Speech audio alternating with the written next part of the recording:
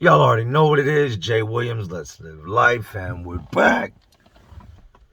There are some dumb people locked up. Being locked up in general is just stupid. Well, while being locked up, you are going to meet some of the dumbest people you could ever imagine.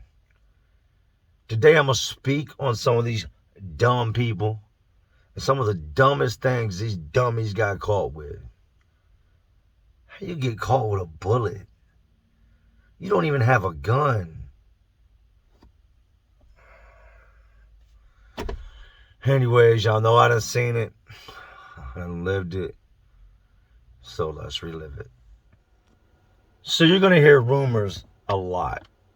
You're going to hear guys tell you things that never happened.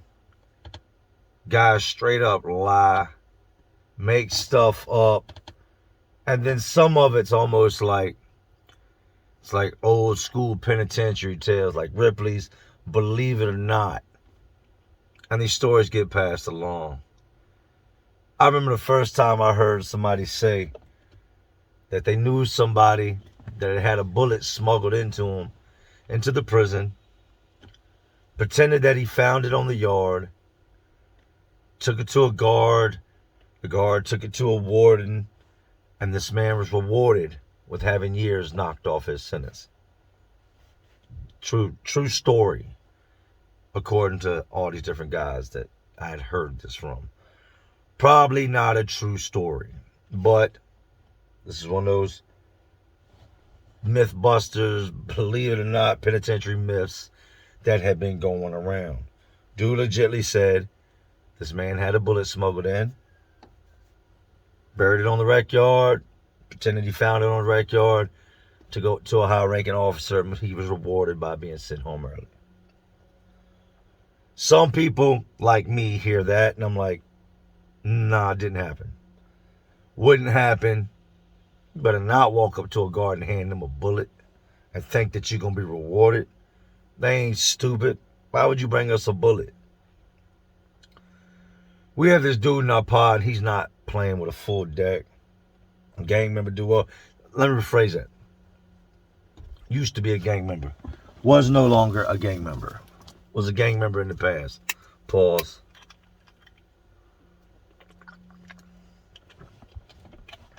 Not the smartest dude.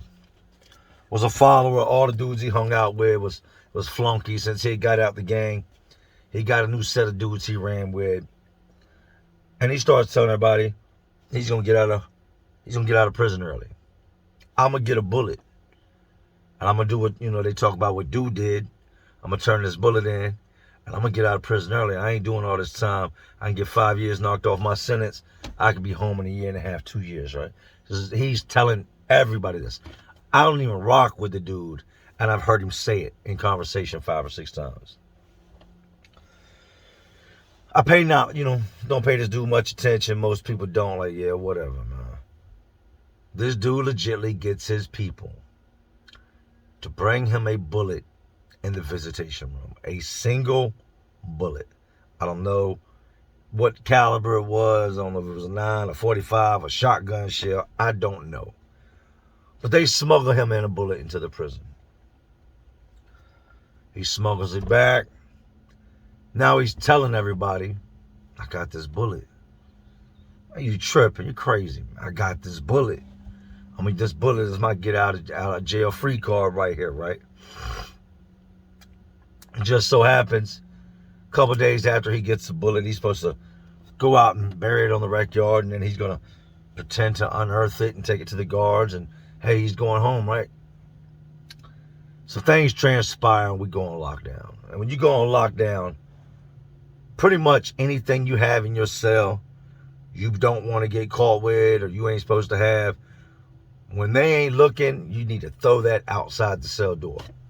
Sling it out into the pod, get it out the cell. And you usually have warning that you're going on lockdown.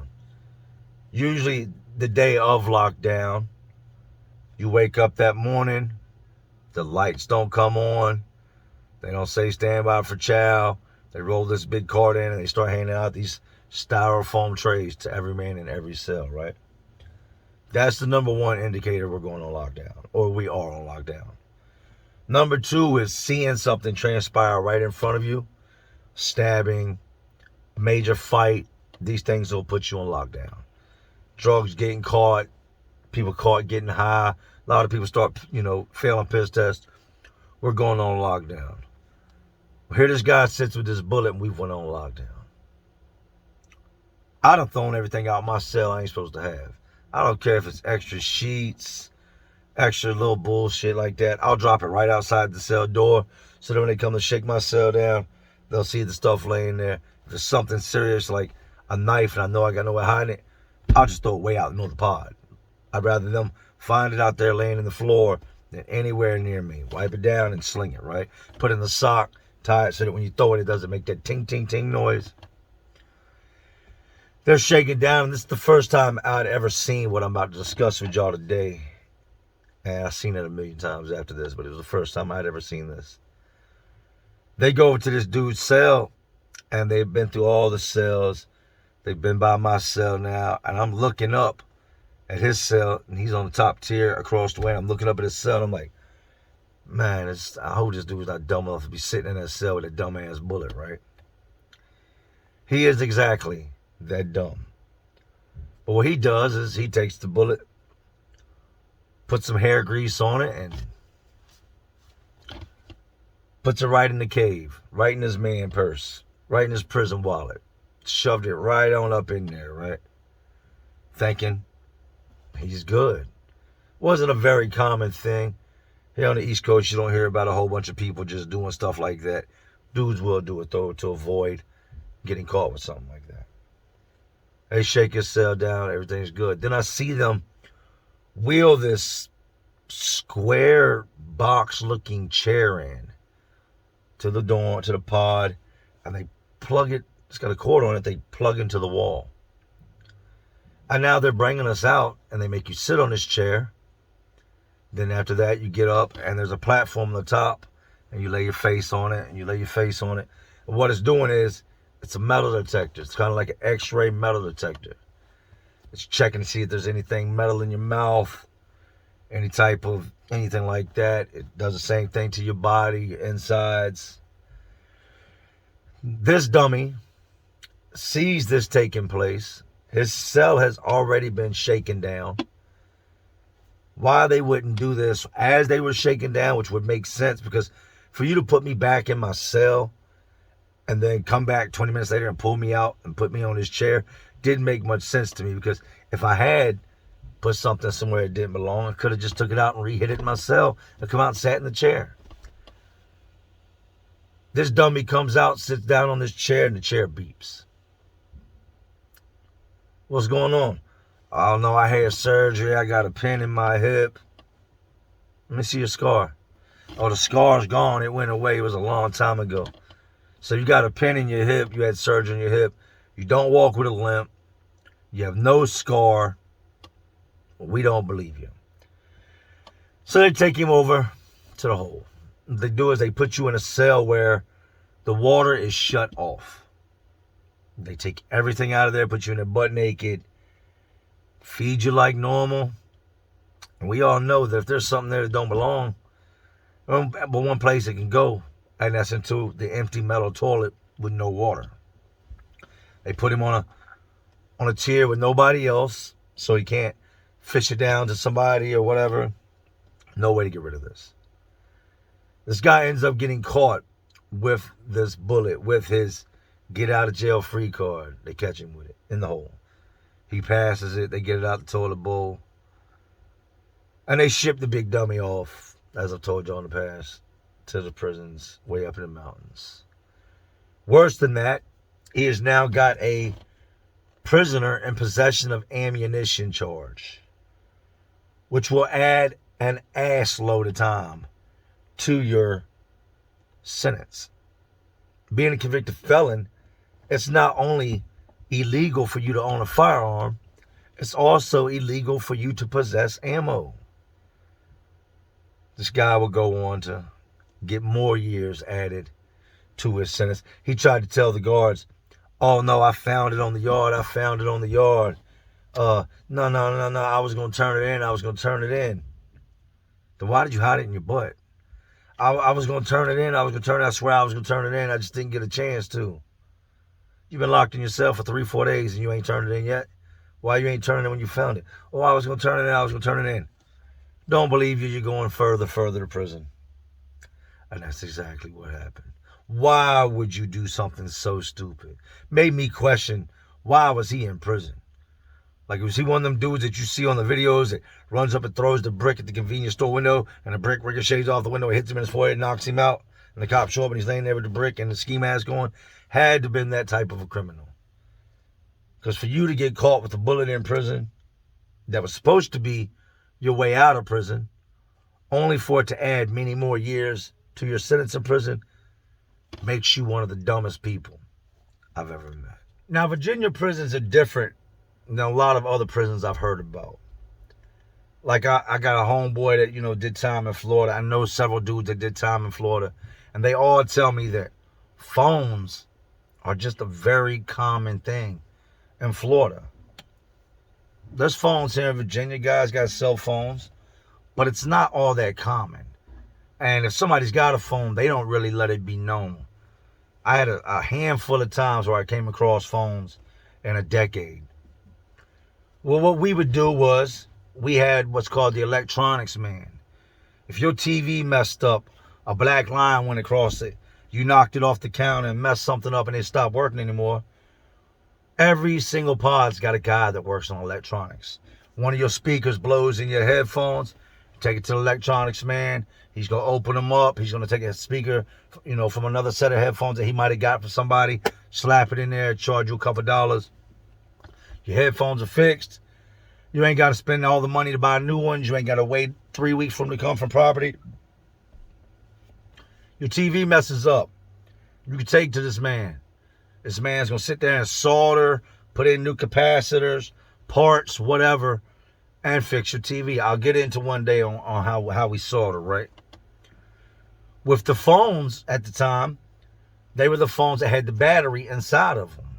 And the battery's got two little silver spots on the bottom. So when you put it in, it makes contact with these two little prongs. What they were doing was they were taking the bottom of the phone, cutting a small hole. They were taking the jack out of the CD player. This is where you would plug your cord into your CD player to power your CD player. They would unsolder the jack out of the CD player, solder two wires to it, wire it to those two prongs inside the phone, hot glue it at the bottom of the phone, and drill a little hole. Now you can plug the CD player adapter right into the bottom of this flip phone to charge the phone, or you could just use it with it on your CD plug. When you're done with it, you bam it, hide it wherever your stash spot is, you're good to go. It's easy to get the phone, easy-ish, not so much to get the charger. Dudes will have the very end of the charger when they get the phone. Like, a lot of times, they'll snip the end off and send that in with it. But somehow or another, that'll get messed up. It'll get a short in it. It'll get knocked off during a shakedown, and they'll find it and just think that it's part of some tattooing equipment, or throw it in the trash. You might, lose it somehow. Somebody might get tore off with the piece. Whatever the case may be. But that's how we were charging the phones, right? This guy gets his phone brought into him, and I don't know where he got it from. But it was the first time I had ever seen a phone where the back didn't come off and there was no battery to gain access to. Most of them, you used to just pop the back right off the phone and pull the battery out. This is some type of droid that you couldn't pop the back off. You couldn't get to the battery. The battery didn't just come out. He takes it to the electronics man, and the electronics man tells him, hey, I ain't never messed with nothing like this. I can't guarantee that I ain't going to mess something up. I don't know nothing about this phone. So if something goes wrong, I'm not responsible for it. Like, if you can't accept that, don't bring it up here. Don't let me do something, because I don't even know what to do with this. I'll try, but I can't make no promises.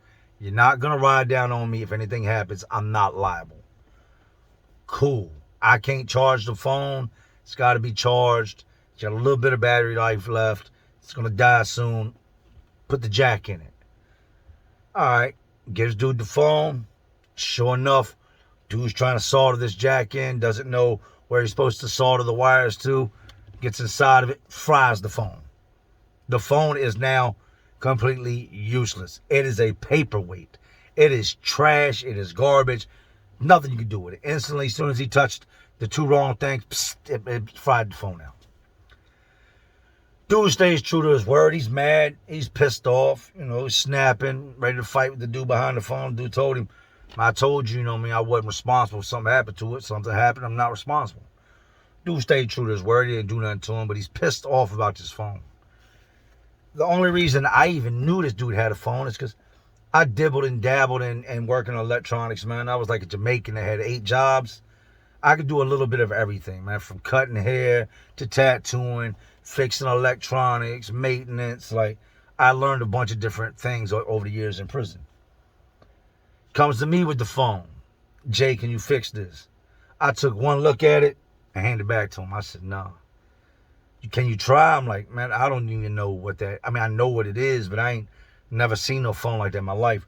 There ain't nothing I can do with that, man. Like, holler at somebody else, but chances are you should just throw that shit away. Like, it's no good no more, right? No. If nothing else, I can sell it to somebody. You can't sell a broke phone unless you lie to them and tell them that you just got to find a way to charge it. And I think that's what he was going to ultimately do, was get him some dummy, some green beans, some Sammy sausage head ass type dude, and sell him the phone and say, hey, you just got to figure out a way to charge it. Months have gone by now. Phone's still broke. He still got the phone. Won't nobody buy the phone. And he's not trying to sell it for like a couple bucks. He wants a couple $100 for this fried, broken phone. It's equivalent to dropping your phone in some water back in the day. It's done, right? There are several different types of shakedowns. You have what's called your annual shakedown, where they bring in these guys in all black called the strike force. They come in with the K9s. And an annual shakedown at this point was done twice a year, every 6 months. From what I'm hearing, my homeboys in prison now, they're doing it every 3 to 4 months. They lock the entire prison down, the whole compound down. Over 3,600 men locked in their cells. They come through with these dogs. They come through with the butt chair. They come through with the metal detector wands. And when you see the strike force come in with the K9s, you're like, oh, these are like top flight security guards of the world. These are the guys that take this job serious. These are the guys that are just, they are the elite of elite, correctional officers. So we go on this annual lockdown, shakedown, right? Your next type is your randoms, where they just randomly pick a cell and shake it down, or they randomly shake down a pod. That happens. And then you have incident-related shakedowns. Say me and you get into it, and one of us gets stabbed, and now they know I'm stabbed. They're going to come in looking for the weapon. They're going to come in looking for anybody that's got blood on their clothes. They're going to shake every cell down. This shakedown that I'm talking about now was our annual shakedown, where they bring in these dudes, the strike force, and these dudes go through everything. They go through every letter, every card. They got mirrors. They look underneath the inside rim of your toilet bowl, climb up under your bunks, take your pillow, your mat, sling it out your door. They run the x-ray wand, metal detector wand over top of it. If it beeps, your ass is in trouble. Tell me why, and this guy only lived, not far from me, maybe 3-4 cells down. Tell me why, and I'm next, like they're making their way to my cell. They got to shake his cell down before they get to me. And the guards are going in 2 at a time, and then there are 2 more going in this cell, 2 more going in this cell. It's about 16 of these dudes in here shaking down, and they got their dog sniffing for drugs, right? Tell me why they take this guy's mat and his pillow out of his cell. They throw it on the ground. They run the metal detector wand across his mat. Nothing. As soon as they run across his pillow, it beeps. They back it up again, it beeps. The pillow with a black permanent marker has got your cell number written on it, and it either says top or bottom. So they know this definitely came out of that cell, and it belongs on the top bunk, right? They call the dude out. He's standing there in handcuffed by his door. They call him over there. What's in the pillow? What you mean, what's in the pillow? What's in the pillow? Ain't nothing in the pillow. I ain't putting nothing in the pillow. How long you been in that cell? I don't know, probably over a year, I guess. They look at his paperwork. He's been in that cell well over a year. So they know this is his pillow. They rip the pillow open and find the broken cell phone that does not work inside the pillow. The guy took a razor, cut the stitching out of his pillow, hid the phone inside the pillow, re-sewed the pillow up, and the pillow is this green thing like this thin. It's super nothing. So if you're thinking we're in there with these big fluffy pillows, no. This thing is like the equivalent to having a section of a gym mat with a pillowcase on it. They find the phone. He argues, I ain't never know that was in the phone. I ain't know that phone was in that pillow, man. That ain't my pillow. Your cell number's written on it.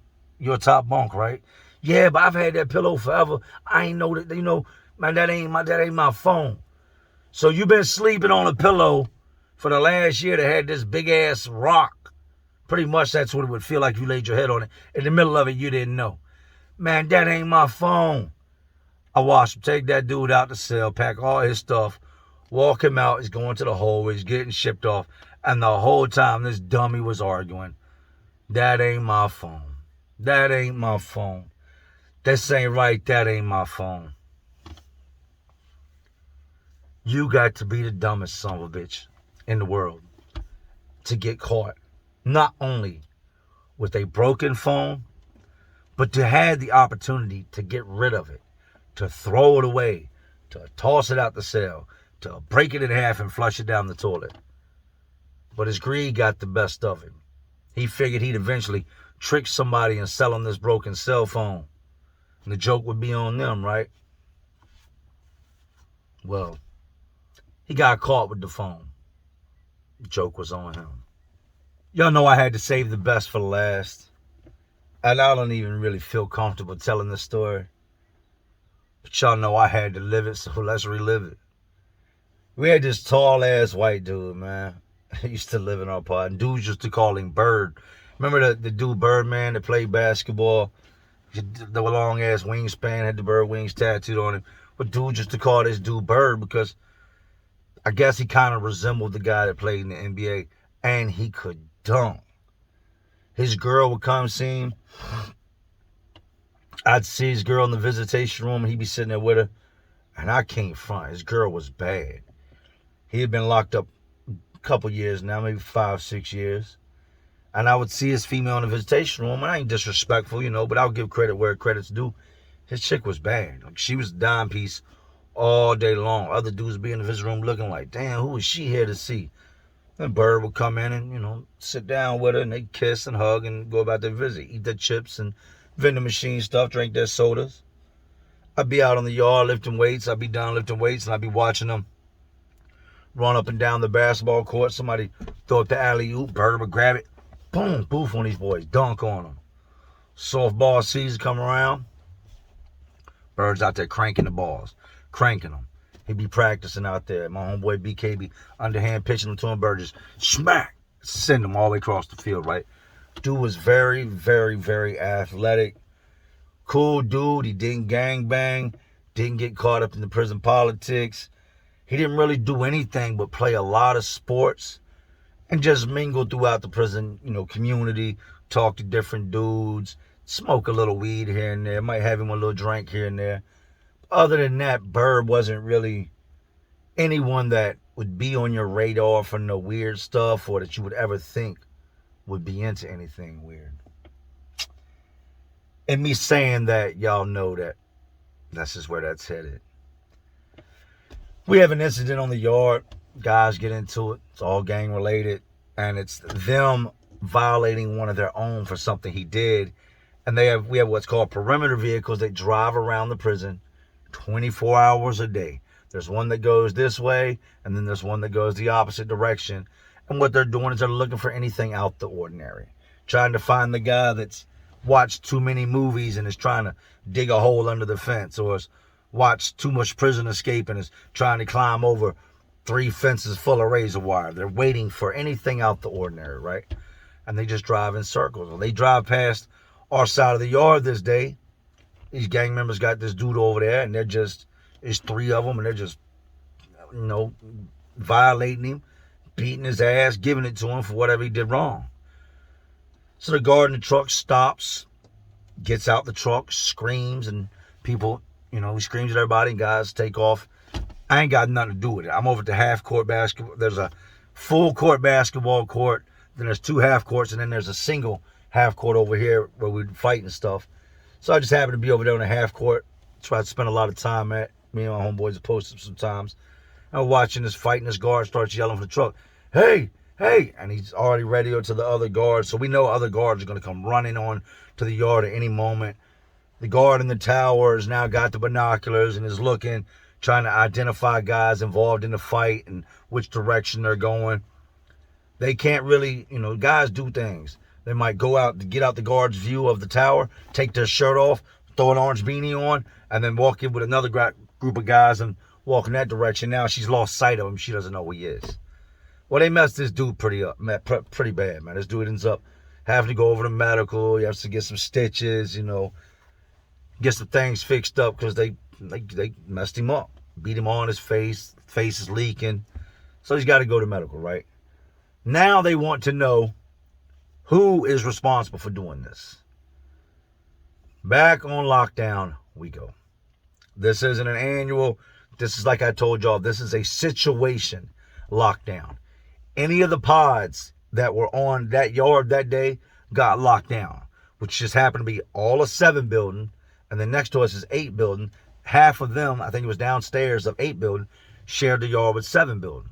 So our side of the yard, it would be anywhere at any given moment, about 800-900 guys outside in the summertime. Here we are on lockdown. I'm sitting in my cell, got all this tattoo equipment. We get in. I try to get in, get my stuff out my Bama spot and get it over to the dude that stashes stuff for me before, because I know the shakedown's coming, right? And where I had it Bama at, I'm not going to get into that because I'm sure dudes still use this place to this day. I couldn't get into it. I didn't have enough time. The guards came in, lockdown, lockdown, lockdown. So I'm like, shit. I'm going to end up getting caught with this tattoo gun and this ink and stuff, right? So now that our doors are all secured and we're all in our cells, I know I got maybe at most an hour before there's guards in my cell, searching my cell for any signs of bloody clothes, bloody jeans, checking my hands, checking my feet, checking my face and my head. They make you take your shirt off, strip down to your boxes, see if you got any signs of injuries on you or any signs of you've been in a fight, maybe scratches on your knuckles, scratches on your face. They check all your clothes, make sure nothing's got blood on it. No sooner than everybody locks down, I take the tattoo gun, I take the bottle of ink, I put it in a sock, I look, I see the officer in the booth turn her head, and I throw it out the door. Well, it goes straight over beside the trash can, slides up right beside the trash can, right? They come in and they start shaking us down, cell by cell. It's like 6 officers, regular officers. Some of them are big into doing their job, and some are just really lazy. I get some super lazy guards, which was good because they didn't tear my shit up, but it pissed me off because they never even looked where I kept my tattoo gun and stuff and hit, my equipment hid. I'm looking over the trash can the whole time, and the sock is still just laying there with tattoo equipment in it. They get around to shaking down, and they keep going, and they get up on the top tier. And by now, I'm at my door just kind of watching what's going on. We're done being shook down. I done put my stuff back in my locker, refolded my clothes, put my canteen back up, remade my bed, put all my cosmetics back on my shelf, straightened up the mess they left behind, right? Hung my pictures back up. And I'm looking out now at the, what's continuing to take place with them shaking down, seeing different stuff they're taking out of dudes' cells, just watching what's going on. And what I see next, I'm not ready for. They got Bird and his cellie standing out their cell. And when you come out your cell, they strip you down to your boxes, put you in handcuffs, and you stand off to the side. They check you, search you, make sure you ain't got nothing on you. Then they go in your cell and search your cell. They go in Bird's cell, and him and Cellie's an older black dude. They're both standing there in handcuffs. And I hear the dude go, "Hey, Sarge, come here. You're not going to believe this." I hate this point in my life. Sarge goes up there, and they're in the cell, and I'm looking, and I can't see what they've got or why he called the Sarge up there. And then I see why he called the Sarge up there. Bird was in possession of a dildo. A dildo I don't know how he made. I do not know if he made a mold and then used melted toothbrushes, other pieces of melted plastic. I don't know if it was such a far distance away I could just make out the shape of what he had in his hand. I don't know if it was a whole bunch of cellophane that had been wrapped into the shape of a penis or what the case was. But I remember the old black dude, they said, who this belong to? Bird said, it ain't mine. The old black man looked at Bird and said, you a goddamn lie. It ain't mine, and where'd y'all find it at? We found it in that locker right there. Bird's just standing there like beat red, like, oh, man. You got us, we're at the door, and we are dying. We are laughing, we're kicking the door, banging the door. Bird, what the Bird, oh my God. Beating on the door, laughing, screaming, yelling. And the sergeant doesn't try to play this off nonchalantly. The sergeant does like a 360 with it in his hand while he's talking to the officers. And all we see is him standing there with what looked like a big, like, foggy white billy club that old Bird had been doing all the wrong things with, man. Bird admitted to it, because if not, it was going to make his cellmate look bad. His cellmate was like, you better tell them that shit belongs to you, like right in front of him. You better tell them it belongs to you. You ain't putting that on me. I ain't into no freaky shit like that. That ain't mine, Bird. You better tell them. What you been doing in this cell? What you doing when I ain't around? What type of shit is you into, man? My what? Old head is snapping. Bird tells him, yeah, it's mine, man. It's mine. The CO's like, Sarge, how do I write this up? What do I write this up as?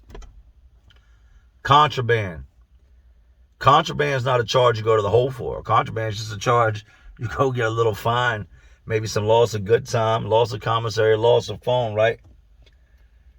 They finish a shakedown, and dudes are dragging Bird. Bird didn't go to the hole. Everybody's laughing at Bird to the point that Bird ends up checking in, man. Bird ends up going to the people and saying, y'all know what y'all found in my cell. Y'all ain't have to show everybody like that. Like, man, not everybody's clowning on me. I go out there to play basketball, and dudes be clowning on me. I can't even get into some of the things that dudes would say to them, because they'll demonetize me real quick. But never in my wildest dreams, when I was being placed in handcuffs that morning in Philly, never in my wildest dreams when they took me and put me on a plane and flew me back to Virginia. Never in my wildest dreams when I went through all the different jails, trial process, and made it to prison, did I ever imagine there would be a day where I seen them walk out of a cell holding a dildo. Told you never really know who you got around you, man. You might find it comical, but it's kind of traumatizing when you come to learn that you can't really trust anybody, and you never know who somebody really is. We had no clue Bird was into stuff like this. We had no clue Bird had the urge to tickle his fancy, if you may, to completely make sure his prison wallet was full. Weirdos. Bird, if you see this, you watch this, man, I ain't put your real name out there. I put your nickname out there, but hey, you gotta wear this one, man. If you ever get a chance, please defend yourself, because there ain't but one thing I can think, and you already know what it is, and so does everybody else. But yeah, this is Dumbest Criminals. Dumbest things I've seen that were found on shakedowns, all 100% facts. And I know some of it's like, man, no way. Yes, yes, yes, yes. And there's more. This is just bits and pieces of what I've been through, of what I've seen guys with. Y'all got to remember, I'm now 41 years old. Go ahead and say I don't look it. Appreciate it. A big salute for that. But I spent the large majority of my life incarcerated. I got maybe as many, if not more, jail, detention center, and prison stories than I do street stories. And I got a lot of street stories. I just got to be careful in which stories I tell. So don't ever doubt what I say. But do us all a favor. Don't ever end up in that position. Don't glorify getting locked up.